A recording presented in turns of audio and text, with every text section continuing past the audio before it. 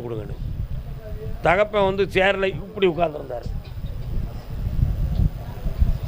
பையன் உள்ளுக்கு போனான், சேரில் இப்படி உட்காந்துருந்தான். ஆஃபீஸர் பார்த்தார், உங்கள் பையன் வேலைக்கு போகிறதுக்கு இன்னும் 10 வருஷம் ஆகும்னாரு. 10 வருஷம் ஏன் சார் ஆகும்? அது இன்னும் 10 வருஷம் வர டைம் இருக்குது அப்படின்னாரு.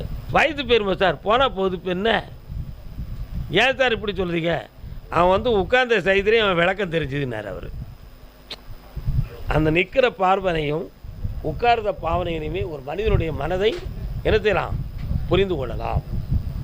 இப்போ இவனுடைய லைஃப்பை நம்ம பார்க்கும் பொழுது இவனுடைய ஜாதகத்தில் சனி பகவான் உச்சிஷ்டத்தானமாக இருக்கார்.